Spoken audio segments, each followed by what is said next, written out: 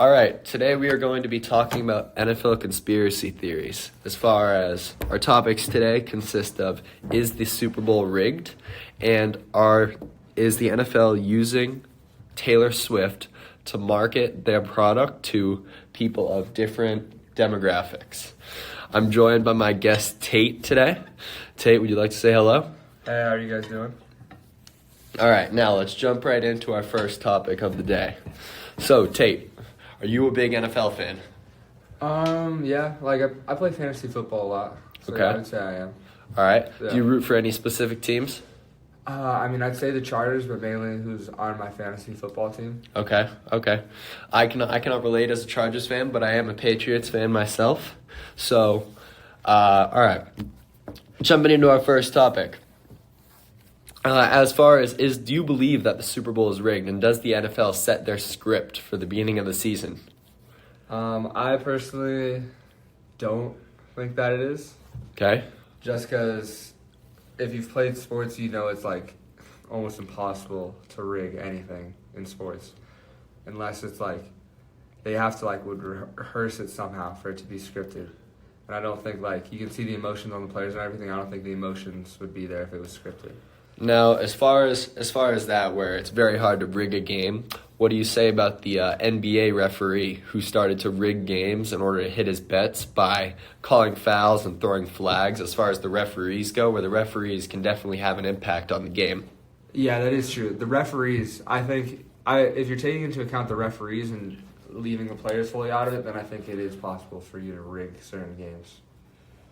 All right. Now, Taylor Swift. Are you a Taylor Swift fan yourself? No, I am not a big Taylor Swift guy. More Katy Perry. More Katy Perry? Yeah. All right. Yeah, I'm in the same boat there. I don't listen to a lot of her music, but I know that there are a lot of younger women who like to listen to her music and are being put into watching the NFL just because of her new relationship with Chiefs tight end Travis Kelce. Yeah. Now, as you know, the Chiefs have recently made the Super Bowl due to a couple of controversial calls and seeming like the Baltimore Ravens that they played in the AFC Championship didn't play up to their full potential. Now, do you believe that this has something to do with the NFL saying that they want the Chiefs to be in the Super Bowl in order to market Taylor Swift over the 2 weeks before the Super Bowl? I think obviously the NFL wanted Taylor Swift in the Super Bowl, but I think it just happened that way that the Chiefs actually ended up getting there.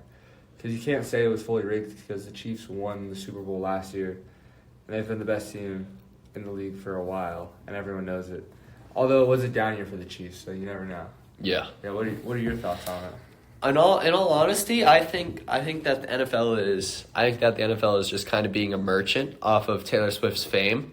Every time the Chiefs are on TV, it seems like they are getting prime time.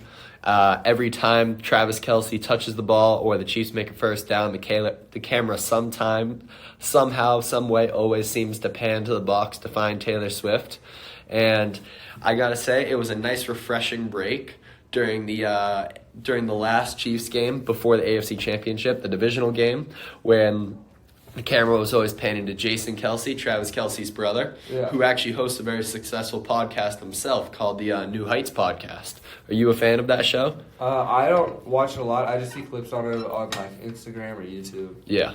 But a lot of the stuff they post is very funny, I think. Yeah, I think that it's actually a very a nice niche podcast where they can talk about two NFL former or one that might be former NFL player that they can pretty much talk about the game as brothers and pretty much bring in any type of content that they want to into their podcast. Yeah. All right. Now on to the Super Bowl. Do you have any predictions for the Super Bowl now that we know it's going to be Chiefs versus 49ers? I mean, I don't know. This is a tough one because the Chiefs have always had that offense. Mm-hmm. They have no offense this year. And the Niners have a really good defense too, like the Chiefs. But I don't know. This is actually a really tough, close game this year. Yeah. I think that it was very interesting that by the trade deadline, the 49ers acquired so many players, like acquiring Chase Young from the Washington Commanders and pretty much building their defense up to the super team that it appears to be. I think that, like you said, it's going to be a very close game. I think it's going to be very offensive and honestly could be a shootout with the 49ers' explosive offense with Christian McCaffrey, Deebo Samuel, and George Kittle, with the Mahomes magic that seems to be going on in Kansas City. I think we're definitely in for an interesting game here. Yeah, I agree. All right. Well, thank you for listening to our podcast, and I will see you next week for next week's episode.